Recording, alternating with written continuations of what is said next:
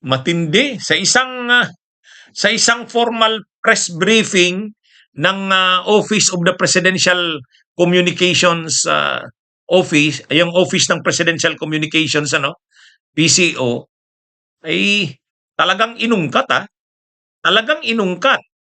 Binukas ni Yussi Claire Castro yung issue ng pagiging land grabbers umano ni Roque at Singson. Yan din ako believe kay Yussi Claire Castro eh. Walang preno, ha? Imaginin mo, palace spokesperson ka, iungkat mo yung ganyang issues sa sa official press briefing niya. Actually, ang ginawa niya, nandun yung representative ng DAR, si Yusek Nina Taduran, nandun sa press briefing.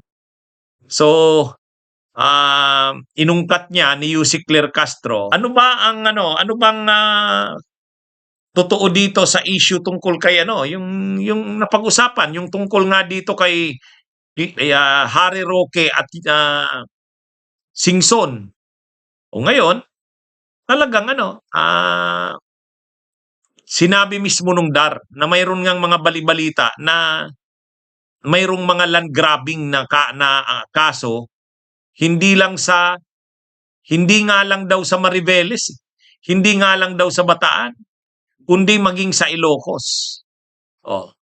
Alam naman natin yung issue ng land grabbing kay Roque. Gamit ni Roque yung corporation ng kanyang asawa, ng kanilang mag-asawa, yung Biancham, Corporation, ginamit nila yon para palabasin na binili nila yung lupa ng mga residente ng Mariveles. Pero ang totoo, hindi. Ayon sa mga magsasaka, at lang yun, peke yung mga deed of sale umano. Hindi naman sila pumirma doon. Sabi ng mga magsasaka. Bakit kasi na umabot sa punto na naglaland grabbing na si Roque? Ayon sa investigasyon, ayon sa mga aligasyon. Eh alam naman natin, si Alice Guo sa Bamban Tarlac, yung compound niya na malaki, tinayuan ng mga structures, nirentahan ng mga pogo. Eh malaking pera. Malaking pera. So alam ni Roque yun. Tapos doon naman sa Purac, Pampanga, malaking compound din, tinayuan din ng mga buildings, structures, nirenta rin, lease. Inarkila ng mga pogo. O, ang laki rin ng pera. So nakita ni Roque yun, kung nagawa ni Alice Guo yun sa Bamban, at nagawa rin doon sa Purac, bakit hindi magtayo na lang siya ng compound din sa Bataan? Sigurado pag nagbukas siya ng compound, ipaparinta niya sa mga pogo operators, malaking pera. Kaya lang, kailangan niya ng malaking area, land area, yun. Kaya nagkaroon ng mga pangangamkam. Actually, may kaso dyan si Roque. May kaso si Roque dyan. Yan na nga yung sinasabi ni Ramil Madriaga na kaya siya ginantihan ni Ari Roque, kinasuhan siya ng kidnapping, kasi tinulungan niya umano, sabi ni Ramil Madriaga, yung mga magsasaka ng Bataan para kasuhan si Roque. Anyway, kung sinong nagsasabi ng totoo dyan, malalaman natin yan. Ito namang si Singson, alam naman natin yung issue. Yung lupa doon sa Narbacan, 50 million ang halaga noon, yung totoong valuation. Lupa ni Singson na di umano'y galing sa pangangamkam, land grabbing. Land grabbing, ano daw yon? Produkto ng land grabbing umano ni Singson, tapos bininta sa munisipyo, sa bayan, sa LGU ng Narbacan, Ilocos Sur. Ang valuation ay 50 million, ginawang 150 million. Grabe. Samantalang linangrab nga lang yung lupa na yun. Kaya ito mga kabunyog, mga kababayan, inungkat ni Yussi Claire Castro. Kaya tingnan nyo dyan sa Billionaire News Channel. Land grabbers, Yusek Castro, may buwelta kay Singson at Roque. Ngayon, ang medyo binibili ba natin dito kay Yussi Claire Castro, talagang inungkat niya. Ang iba, kung ikaw spokesperson ka ng palasyo, hindi mo yun iuungkat. Medyo masela na issue yun. Kaya lang talagang, nandun yung DAR, si Yusek Taduran, tinanong ni Yussi Claire Castro, ano po bang totoo dito?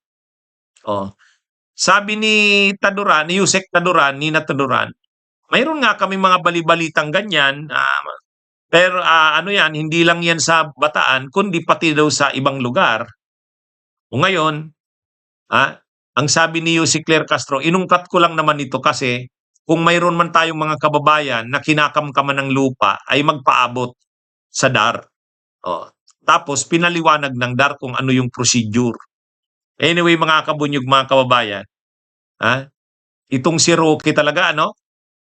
Dahil sa kanyang nakita niya kasi yung laki ng perang involved sa illegal na ay sa mga pugo. Magtatayo rin sana siya ng compound ng pugo doon sa Bataan. O kaya lang nangyari yung kay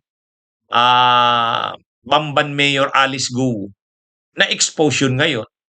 Pagkatapos ng Bamban, naungkat naman yung na-expose naman yung Purak. Kaya yung plano ni Harry Roque na magtatayo ng compound ng pugo sa Bataan, kaya siya nangangamkam ng lupa, hindi natuloy. Anyway, ano ito mga kabunyog, mga kababayan, maganda rin at inungkat ito ni Yusek Claire Castro.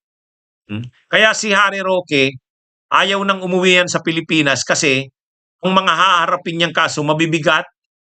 Qualified human trafficking siya. Tungkol din yan sa illegal na pugo. Non-bailable yan. Tapos ito land grabbing na naman. Kaya ayaw ni Roque umuwi kasi ang dami niyang haharaping kaso. Ito ring si Chavit, baka kaya gusto nitong magkaroon na ng mapalitan na si Marcos kasi ang dami niya ng problema eh. May kaso siyang plunder. Baka ma-resolve ng ombudsman yung plunder niya, makitang may probable cause. Pag na-issuehan siya ng warrant of arrest doon, non-bailable na naman yon. Kaya masyado nang nagmamadali itong si Singson. ASAP daw. Dapat lusubin na ang Malacanang. Magmarcha na doon. One time, big time. Si Roque naman, gusto niya talaga mapalitan na daw si Marcos. Kasi siyempre, na siya? 2 taon na siya doon sa 2 taon na siyang nagtatago eh. Bunyog, bunyog, halikan na kasama ka. Bunyog, kapag buklod ay may pag-asa. Luzon, Visayas, Mindanao, isa ang pananaw. Sa bagong Pilipinas ang bunyog isisigaw.